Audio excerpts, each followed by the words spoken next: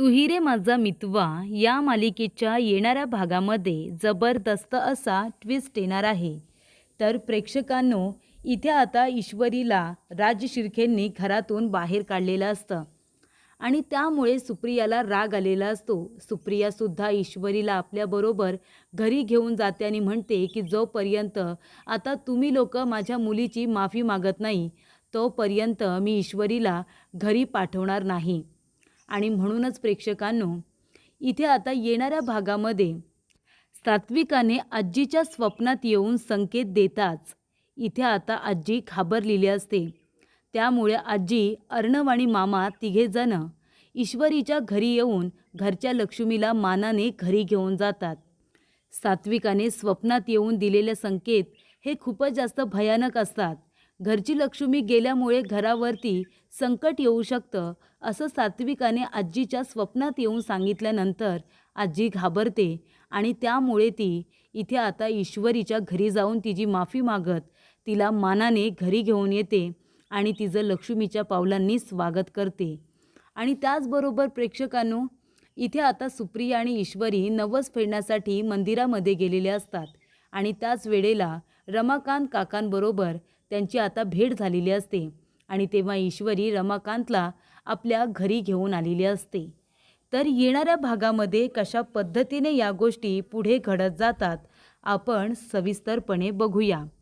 तर प्रेक्षकांनो, आपण बघितलं ईश्वरीची काहीही चुकी नसताना तिला घरातून हकलून देण्यात आलेलं असतं. वल्लरीच्या मूर्खपणामुळे इथे आता जे काही फोटोज आहेत इथे सुप्रियाचे आणि रमाकांतचे, ते फोटो आता तिने सगळ्यांना दाखवलेले असतात. कारण तिला ईश्वरीला घरातून बाहेर काढायचं असतं. ईश्वरीला घरातून बाहेर काढलं की मग नम्रतासुद्धा या घरची सून होणार नाही याचीसुद्धा काळजी वल्लरीने घेतलेली असते. आणि त्यामुळे प्रेक्षकांनो, इथे आता वल्लरीने हा डाव साधलेला असतो. तिचं सत्य कधीही सुप्रियाच्या समोर येऊ नये, कारण जर सुप्रियाने वल्लरीला बघितली तर हॉटेलवरती पाठवणारी व्यक्ती ही वल्लरीच होती हे सुप्रिया सगळ्यांना सांगेल. आणि मग 20 वर्षांपूर्वी सुप्रियाने जे काही कांड केलेलं आहे ते सगळ्यांसमोर येईल आणि सात्विकाच्या मृत्यूच्या मागे आणि त्यांचा संसार मोडण्यामागे वल्लरीचा हात होता हे सुद्धा सगळ्यांना समजेल. तेव्हा स्वतःची कातडी वाचवण्यासाठी एका पाठोपाठ एक वल्लरी गुन्हे करतच असते आणि त्याच्यामध्ये आता तिने अर्णव आणि ईश्वरीच्या संसाराला सुद्धा पणाला लावलेलं असतं आणि आकाश आणि नम्रताच्या प्रेमाला सुद्धा. कारण ईश्वरीला घरातून एकदा का हकलून दिलं की मी नम्रताला सुद्धा या घरची सून करणार नाही असं तिने ठरवूनच ठेवलेलं असतं. त्यामुळे घरातलं वातावरण हे गढूळ आहे अशी कारणं देत तिने आकाशचं आणि नम्रताचं लग्न अजूनसुद्धा खोळंबून ठेवलेलं असतं. त्या दोघांचं लग्नसुद्धा ती थाटामाटामध्ये होऊ देत नाही आहे. तेव्हा प्रेक्षकांनो, नम्रतामुळे आणि आकाशमुळे त्यांच्या घरामध्ये ताण तर निर्माण झालेला आहे. कारण नम्रता आकाशवरती सातत्याने चिडत असते आणि इथे आकाशला एका बाजूला आपली जवळची माणसं तर एका बाजूला आपलं प्रेम अशी त्याचीसुद्धा अवस्था झालेली असते. तेवढंच काय कमी होतं तर इथे वल्लरीने सुप्रियाचे फोटो, रमाकांतचे फोटो हे आता सगळ्यांना दाखवून खूप मोठं संकट अर्णव ईश्वरीच्या संसारावरती आणण्याचा प्रयत्न केलेला असतो. आजीने ईश्वरीला घरातून हकलून दिलेलं असतं, पण अर्णव तिला थांबवतो आणि म्हणतो कुणीही मी सिंदूरला घरातून हकलून द्यायचं नाही. आणि तेव्हा इथे ईश्वरीला थांबवतो, पण कुणीही ईश्वरीजवळ बोलत नाही. सगळेजण तिचा अपमान करतात. तिने बनवलेला नाश्ता, जेवण कुणीही खात नाही. घरामध्ये असूनसुद्धा ती नसल्यासारखे वागत असतात आणि आपल्या घरातली माणसं आपल्यावरती प्रेम करणारी, मी त्यांच्यावरती जीवापाड प्रेम करत होते आणि ती माणसं आपल्याजवळ बोलत नाही, ही आता कुणीही सहन करू शकत नाही. आपल्या घरातली माणसं आपल्यासाठी किती महत्त्वाची असतात ही कुटुंबातल्या मुलामुलींना बरोबर माहिती असतात. तसंच काहीचं ईश्वरीबरोबर झालेलं असतं. आजी, मामा, जीवापाड प्रेम करणारे लोक जेव्हा तिच्यावरती नाराज होतात, तिच्यावरती अविश्वास दाखवून तिला घालून पाडून बोलतात, तेव्हा ती आता संकल्पनासुद्धा तिला सहन होत नाही, ती कल्पनासुद्धा तिला सहन होत नाही आणि तेव्हा ती रडत असते आणि अर्णवला म्हणते की अर्णव सर, मला माझ्या घरी जाऊ द्या, मला आईला भेटायचं आहे, मला आईला घट्ट मिठी मारायची आहे. तेव्हा अर्णव म्हणतो, तू कुठेही जायचं नाही आहे मिस इंदौर. हे बघ, आता हे लोक तुझ्याशी बोलत नाही आहेस म्हणून तू चुकीची ठरत नाही. जे काही झालं होतं त्याच्यामध्ये कुणाचीही चूक नाही आहे. हे बघ, मलासुद्धा आधी तसंच वाटलं होतं, पण तू माझे डोळे उघडलेस आणि मला कळलं की जी परिस्थिती माझ्यासोबत निर्माण झाली ती परिस्थिती त्यावेळेला निर्माण झाली असेलच, आणि म्हणूनच इथे त्या दोघांचे फोटो चुकीच्या पद्धतीने वारंवार दाखवले जात आहेत. तेव्हा अर्णव म्हणतो, पण मिस इंदौर, ते फोटो घरामध्ये आले कुठून? ते फोटो तिथे फिक्स केले कुणी? बाहेरचं तर घरामध्ये कुणीच आलेलं नाही आहे डेकोरेशनला. आपण घरातच लोक डेकोरेशन करतो. मग अशी कोण व्यक्ती आहे जिला सुप्रिया काकूंबद्दल आणि माझ्या बाबांबद्दल माहिती आहे? ते फोटो कुणाकडे असतील? राकेशकडे? राकेशने तर हे केलं नसेल ना. कुठेतरी ईश्वरीच्या मनामध्ये राकेश आणि वल्लरी दोन व्यक्ती आलेल्या असतात. तेव्हा अर्णव म्हणतो, ठीक आहे, तू तुझ्या आईच्या घरी जा, पण परत ये. ती जाऊन आपल्या आईला सांगते की माझ्याबरोबर असं घडलं आहे, तुझे फोटो सगळ्यांनी बघितले, माझ्यावरती आणि तुझ्यावरती आणि नमुताईवरती चुकीचे आरोप झालेत, आपण घरफोडी करतो म्हणून, त्यामुळे माझ्याजवळ कुणी बोलत नाही आहे, काही नाही. तेव्हा सुप्रिया ईश्वरीला घेऊन येते आणि आपली बाजू मांडण्याचा प्रयत्न करते, पण कुणीही त्यांचं काही ऐकून न घेता त्यांच्यावरती अजूनच आरोप केले जातात की त्यावेळेला तुम्ही माझ्या आईचा संसार उद्ध्वस्त केलात. तर आजी म्हणते, माझ्या सात्विकाच्या मृत्यूला तुम्ही स्वतः जबाबदार आहात. तुमच्यामुळे माझ्या मुलीने आत्महत्या केली आणि आता तुमची मुलगीसुद्धा तेच करते. माझ्या मुलीचा संसार उद्ध्वस्त केलेल्या बाईच्या मुलीला मी या घरामध्ये ठेवून घेणार नाही. ईश्वरी या घरामध्ये राहणार नाही, तिला आत्ताच्या आत्ता घेऊन जा. ते आम्हाला आमच्या घरामध्ये नको आहे. तेव्हा इथे सुप्रिया म्हणते, एका मिनटासाठी तुम्ही हे मान्य करा आणि मीही मान्य करते की ती चूक मी केली. मी केलेली तर नाही आहे हे मी तुम्हाला सांगते, पण तरीसुद्धा ती चूक माझ्याकडून झाली असेल. अहो, पण माझी चूक झाली ना, त्याच्यात माझ्या मुलीची काय चूक होती? या घरामध्ये जेव्हापासून माझी मुलगी आली, कधीतरी तिने तुमच्या घरामध्ये भांडण लावून देण्याचा प्रयत्न केला आहे? तिने काही तुमच्यावरती प्रेम केलं नाही, घर जोडण्याचा प्रयत्न केला नाही, तुमच्यावरती प्रेम केलं नाही, माया केली नाही, घरातली सगळी कामं केली नाही का? नाही केली. तिचा किती वेळा अपमान झाला, तुम्ही तिचा सून म्हणून स्वीकार केला नाही, तरीसुद्धा तिने तिचं सुनेचं कर्तव्य पूर्ण केलं नाही का? तिने या घराला भरभरून प्रेम दिलं, आवडीने सगळी कामं करून, चांगला चांगला स्वयंपाक करून तुम्हाला प्रेमाने ती वाढत होती, तेव्हा तुम्ही तिचं भरभरून कौतुक करत होता. पण एक फोटो काय बघितलात तर तुम्ही तिला चुकीचं समजायला लागलात. तुम्ही तिच्या परवरिशवरतीच तुम्ही शंका घेतलीत, तिच्या संस्कारांवरती तुम्ही बोट उचललत. तेव्हा ईश्वरी म्हणते, घरच्या लक्ष्मीचा तुम्हाला मान ठेवता आला नाही. घरच्या लक्ष्मीलाच तुम्ही घरातून हाकलून दिलत ना. त्यामुळे आता मी तुम्हाला सांगते की मी माझ्या मुलीला या घरामध्ये आता ठेवणारच नाही आहे. मी माझ्या मुलीला माझ्याबरोबर घेऊन जाणार आहे. चल इशू, तू इथे आता राहायचं नाही. आणि एक गोष्ट लक्षात ठेवा, काय खरं काय खोटं हे जास्त दिवस लपून राहणार नाही. एक ना एक दिवस ते तुमच्या सगळ्यांसमोर येणार आणि तेव्हा तुम्हाला पछतावा झाल्याशिवाय राहणार नाही. हे माझे शब्दसुद्धा लक्षात ठेवा. तेव्हा इथे सुप्रिया म्हणते, इशू, तू या घरामध्ये राहायचं नाही, तू माझ्याबरोबर घरी येणार आहेस. आणि जोपर्यंत तुम्ही सगळेजण माझ्या इशूची माफी मागत नाही ना, तोपर्यंत मी माझ्या इशूला या घरामध्ये परत पाठवणार नाही. घरच्या लक्ष्मीचा अपमान करून तिला घरातून हाकलून दिलात, नको ते आरोप केलेत, हे आहेत का तुमच्या घरातले संस्कार? असं म्हणून सुप्रिया ईश्वरीला आता घरी घेऊन जाते. त्यानंतर प्रेक्षकांनो, वल्लरीला सगळ्यात जास्त आनंद झालेला असतो की चला, माझ्या मनासारखं झालं. तेव्हा अर्णव घरी येतो. घरी आल्यानंतर तो आता ईश्वरीला बघत असतो, ती घरामध्ये नसते. ईश्वरी फोन उचलत नसते. तेव्हा अर्णव म्हणतो, मिस इंदौर कुठे आहे? ती घरी आली होती ना, मला फोन आला होता की ती घरी आली आहे म्हणून. तेव्हा इथे वल्लरी म्हणते, ईश्वरी गेली, तिची आई तिला घेऊन गेली. तेव्हा इथे अर्णव म्हणतो, का? तेव्हा इथे घडलेला प्रकार आता अर्णवला सांगितला जातो. तेव्हा अर्णव म्हणतो, तुम्ही त्या दोघींबरोबर खूप चुकीचं केलं, तुम्ही त्या दोघींची माफी मागा, चला, त्यांनी काहीही चुकीचं केलेलं नाही आहे.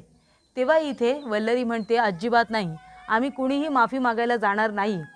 तेव्हा अर्णव म्हणतो, एका फोटोवरती विश्वास ठेवून मी सुद्धा त्यांचा खूप अपमान केला होता, त्यांना चुकीचं समजलं होतं, पण तो फोटोवरती विश्वास ठेवून आपण खूप मोठी चूक करतोय. काही गरज नाही आहे ते फोटोवरती विश्वास ठेवायची. फोटो आहे म्हणजे तो खराच असावा असं काही नाही. त्यावेळेला त्यांना फसवण्याचा प्रयत्न केला गेला होता, हे मला आता कळले. तेव्हा इथे आता ते फोटो बघितले जातात. अर्णव काय करतो, सुप्रियाचा आणि रमाकांतचा फोटो आणि त्याचा आणि त्या मुलीचा फोटोसुद्धा घेऊन येतो आणि म्हणतो, हा फोटो तुम्हाला चुकीचा वाटतोय ना? बरोबर ना? काय चुकीचं आहे त्याच्यामध्ये? फक्त बाबांचं डोकं सुप्रिया काकूंच्या खांद्यावरती आहे आणि त्या तर बघा किती घाबरल्यात. त्याच्यामध्ये चुकीचं तुम्हाला काय दिसलं? आणि आता ते जाऊ द्या, हा फोटो बघा. हा मी आहे आणि ही एक मुलगी आहे. आता हा फोटो बघून तुम्हाला काय म्हणायचं आहे? मी सुद्धा काहीतरी चुकीचंच करतोय असं म्हणायचं आहे का तुम्हाला?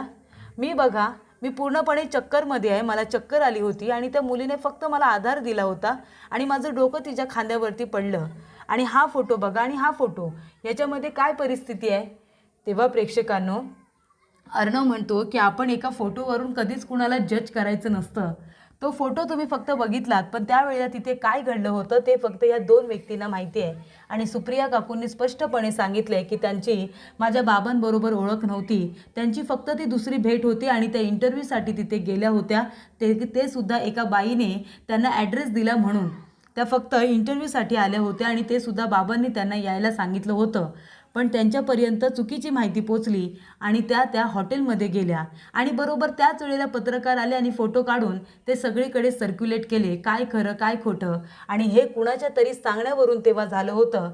कारण खूप लोक आहेत जी या केसबद्दल काही बोलायला तयार नाही आहेत. खूप लोक आहेत जी पळून जात आहेत पण ह्या केसबद्दल बोलायला तयार नाही. तुम्हाला कुणाला माहिती आहे का? कुणालाच काही माहिती नाही. पण आरोप करून मोकळे झालात आणि त्यांच्याबरोबर त्या ईश्वरीचा पण अपमान केलात आणि तिलासुद्धा घरातून जायला सांगितलं. किती चुकीचं वागताय तुम्ही. तुम्हाला सुद्धा कळत नाही आहे. कळतंय तुम्हाला? एक फोटो बघून आपण माणसाचं कॅरेक्टर ठरवू शकत नाही, त्यांना जज करू शकत नाही. इतकी साधी शिकले सवरलेल्या लोकांना तुम्हाला अक्कल नाही आहे तर काय बोलायचं? तेव्हा अर्णव म्हणतो, नुसते फोटो बघू नका, फोटोच्या मागे नक्की काय घडलंय त्याचा पण विचार करा. हा माझा फोटो ईश्वरीने माझे डोळे उघडण्यासाठी काढला आणि त्यावेळेला हीच परिस्थिती निर्माण झाली होती. तेव्हा माझे डोळे उघडले. तुमचे कधी उघडतात ते बघा. ह्या दोन्ही फोटोंमध्ये काय साम्य आहे ना ते लक्षात येईल. तेव्हा इथे अर्णव खूप अपमान करतो. त्यानंतर अर्णव ईश्वरीला घेण्यासाठी घरी येतो. तेव्हा सुप्रिया म्हणते, अर्णव तुम्ही इथे कशाला आलात? मी ईश्वरीला पाठवणार नाही आहे. तेव्हा अर्णव म्हणतो, मी माझ्या घरच्या वतीने तुमच्याशी माफी मागतो, प्लीज तुम्ही ईश्वरीला पाठवा. तेव्हा इथे सुप्रिया म्हणते, अजिबात नाही पाठवणार. जोपर्यंत तुमच्या घरचे लोक येऊन माझ्या ईश्वरीची माफी नाही मागत ना तोपर्यंत मी ईशूला कुठेही पाठवणार नाही आहे. तेव्हा इथे अर्णवला सुद्धा ती परत जायला सांगते. तेव्हा ती म्हणते की माझी चुकी असेल ही, मी एकदा गृहीत पकडते, पण माझ्या मुलीची काय चुकी होती? तिला काय हे सगळं मान्य करावं लागलं? ती म्हणते, आता तर काहीही झालं ना तरीसुद्धा मी माझ्या इशूला तिथे पाठवणार नाही म्हणजे नाही. आणि त्यामुळे प्रेक्षकांनो, चिडलेली सुप्रिया दरवाजा बंद करते आणि ईश्वरीला पाठवत नाही. त्यानंतर काय होतं, अर्णव आता रात्रभर तिथे घराच्या बाहेर बसून राहतो आणि सकाळी घरी येतो. तेव्हा सगळेजण ब्रेकफास्ट करायला बसलेले असतात. अर्णवची अवस्था इथे बघवली जात नसते आणि त्याच रात्रीला आजीला एक स्वप्न पडलेलं असतं. स्वप्नामध्ये आलेली असते सात्विका. ती म्हणते, आई अगं काय केलंस तू हे? इतकं वय झालं तुझं, माणसांची पारख आहे तुला आणि ईश्वरीची आणि सुप्रियाची पारख तुला करता आली नाही. ईश्वरी या घरची लक्ष्मी आहे. लक्ष्मीला घरातून बाहेर हाकलून अवदसेला मात्र घरातच ठेवलंस. घरातली अवदसा कोण आहे ते ओळख. घर फोडणारी ईश्वरी नाही तर दुसरे कोणीतरी व्यक्ती आहे आणि घरच्या लक्ष्मीला बाहेर काढून तू खूप मोठी चूक केली आहेस आई. आणि त्यामुळे अवदसा हे घर फोडल्याशिवाय राहणार नाही. त्यावेळेला माझं घर उद्ध्वस्त झालं होतं, यावेळेला ईश्वरीचा संसार उद्ध्वस्त करते. त्यामुळे घरच्या लक्ष्मीला ईश्वरीला घरामध्ये परत घेऊ नये, नाहीतर त्यावेळेला जसा घराचा सत्यानाश झाला होता तसा आताही व्हायला वेळ लागणार नाही. तेव्हा आजीचे डोळे धाडकन उघडतात. अर्णव घरी आल्या आल्या आजी म्हणते की चिंटू थांब, आमची चूक झाली, आम्ही ईश्वरीला या घरातून बाहेर काढायला नको होतं. सुप्रियाचा राग ईश्वरीवरती काढायला नको होता. खरं खोटं एक ना एक दिवस समोर येईल, पण घरची लक्ष्मी नाराज होऊन घरातून निघून गेली, त्यामुळे घरावरती संकट येऊ शकतं. सात्विकाने सांगितलेले जे संकेत आहेत संकटाचे, की घराचा सत्यानाश होईल, इथे घर उद्ध्वस्त होईल, त्या आता आजीला खूपच जास्त त्रासदायक ठरतं. आजीला भीती वाटते. तेव्हा ती चिंटूला म्हणते की मी तुझ्याबरोबर यायला तयार आहे, कारण ईश्वरीवरती माझा पूर्ण विश्वास आहे, ती काहीही चुकीचं करणार नाही. ते जर म्हणते की सुप्रियाने काही नाही केलं आहे तर माझा तिच्यावरती पूर्ण विश्वास आहे. सत्य समोर येईलच, पण सध्या मला माझ्या ईश्वरीला घरच्या लक्ष्मीला घरी घेऊन यायचं आहे. तेव्हा इथे अंजली म्हणते, आई अगं हे तू काय बोलतेस आजी? तेव्हा आजी म्हणते, तू गप्प बस, तू तोंडातून एक शब्दसुद्धा काढू नकोस. आणि त्यावेळेला वल्लरीसुद्धा असते. वल्लरीसुद्धा मना करतच असते. तेव्हा ती म्हणते कुणीही काही बोलणार नाही आहे. तेव्हा मामा म्हणतात मी पण येणार आहे. माझं हे चुकलंच. सुप्रियाताई आणि ईश्वरी यांना मी ओळखतो, तरीसुद्धा मी त्यांच्यावरती असा आरोप का केला त्यावेळेला मला काही समजलं नाही. पण ते फोटोज बघितल्यानंतर मला माझ्या चुकीची जाणीव झाली आणि मी पण येणार. तेव्हा इथे आता मामा, अर्णव आणि आजी तिघेजण आता माफी मागायला आलेले असतात. तेव्हा इथे सुप्रियाची, ईश्वरीची माफी मागितली जाते आणि तेव्हा इथे मामा म्हणतात की जी चूक आमच्याकडून झाली त्यासाठी आम्ही खरंच तुमची मनापासून माफी मागतो. पण घरच्या लक्ष्मीला, ईश्वरीला आम्हाला नाराज करायचं नाही आहे. आम्ही तिचीसुद्धा माफी मागतो आणि तुमचीसुद्धा. आजीसुद्धा माफी मागते आणि अर्णवसुद्धा मनापासून दोघींनाही सॉरी म्हणतो. आणि तेव्हा प्रेक्षकांनो, इथे आता माफी मागितल्याच्या नंतरच इथे सुप्रिया ईश्वरीला त्यांच्याबरोबर घरी पाठवणार असते. पण ती म्हणते की मी ईश्वरीला घरी पाठवेन, पण आज नाही, उद्या. आज आम्हाला दोघींना मंदिरामध्ये जायचं आहे. तेव्हा इथे सगळेजण आता घरी आलेले असतात आणि तेव्हा इथे आता सुप्रिया ईश्वरीला म्हणते आपल्याला नवस फेडायला जायचं आहे, कारण मी नवस बोलले होते हे लोक जेव्हा तुला घरी घेऊन जातील ना तुझी माफी मागून, तेव्हा मी ईश्वरीच्या हातून 11 नारळाचं तोरण बांधणार आहे. असा मी नवस केला आहे. तो फेडायला तुला माझ्याबरोबर यावं लागेल. म्हणून मी उद्या स्वतः तुला घरी घेऊन जाणार आहे. तेव्हा ईश्वरी आणि सुप्रिया मंदिरामध्ये जातात. नवस वगैरे फेडला जातो आणि जेव्हा प्रसाद देण्याची वेळ येते तेव्हा मंदिरामध्ये रमाकांत काकांची ईश्वरी आणि इथे सुप्रियाबरोबर भेट होते.